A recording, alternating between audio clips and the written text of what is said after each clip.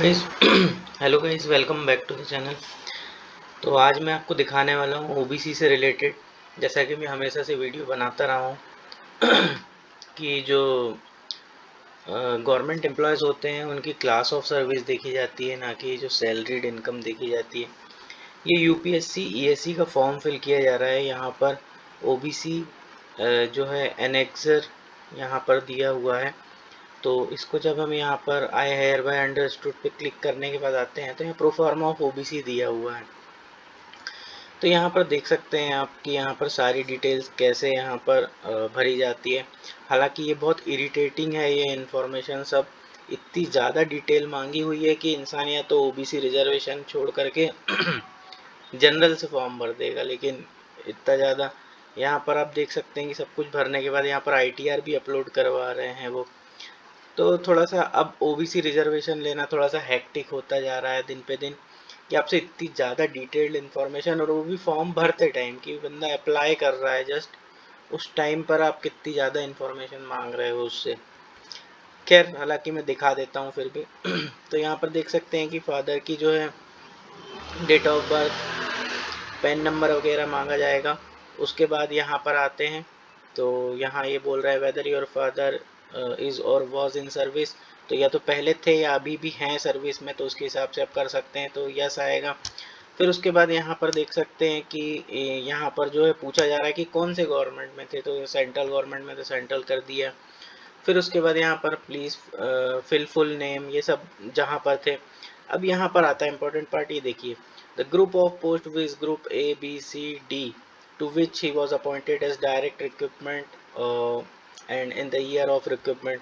तो जैसा कि मैं हमेशा से बताता आता हूँ कि गवर्नमेंट जो एम्प्लॉय होते हैं उनके लिए सैलरी से मतलब नहीं होता है, उनके लिए क्लास ऑफ सर्विस से मतलब होता है। तो यहाँ पर भी आप देख सकते हैं कि प्रॉपर ऑप्शंस दिए होते हैं। यहाँ पर डीओपीटी मेमोरेंडम नंबर भी मेंशन है सारे के सारे।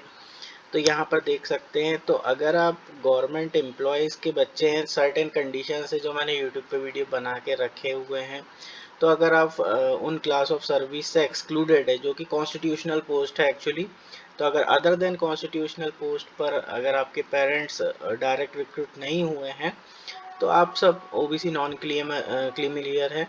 तो मैक्सिमम 95% जनता नॉन क्रीमिलियर होती है, बट उनको लगता है कि सैलरी को जोड़ करके बनता है सर्टिफिकेट, तो वो छोड़ देते हैं रिजर्वेशन को।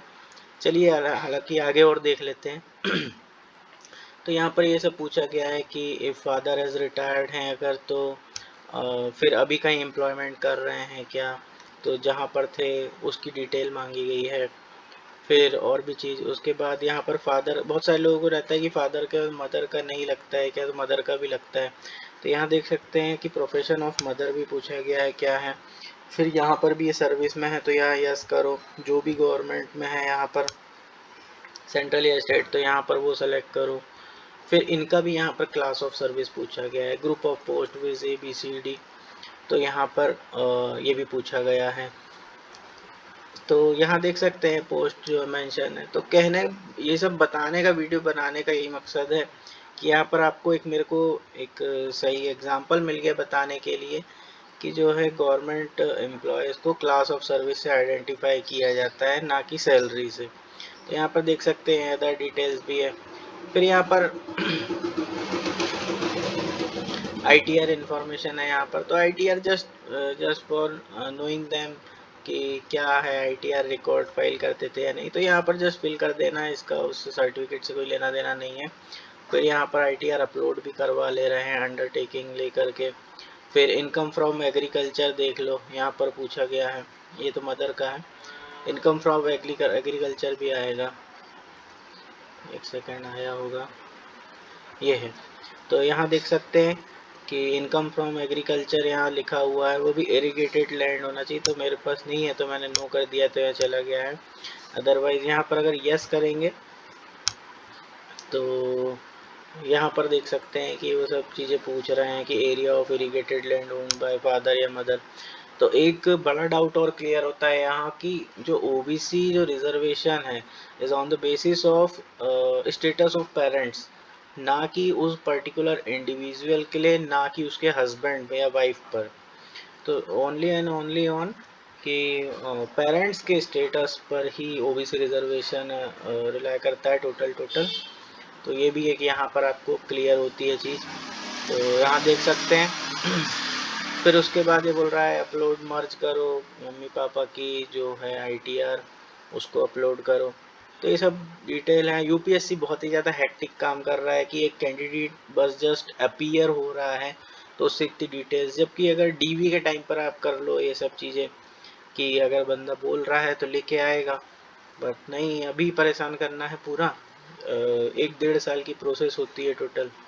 तो देख सकते हैं यूपीएससी ईएससी का फॉर्म है ये, और यूपीएससी के सभी फॉर्म ऐसे ही होंगे क्योंकि ये जो है यहाँ पर ये प्रोफाइल जनरेशन हो रहा है ना। ये add information to OTR profile, तो ये ओटीआर प्रोफाइल है तो सभी को ये सब झेलना पड़ेगा। तो मिलते हैं नेक्स्ट वीडियो में, अगर ओबीसी से रिलेटेड और ज़्यादा कुछ मिलता है आपके लिए तो बाय टू ऑल।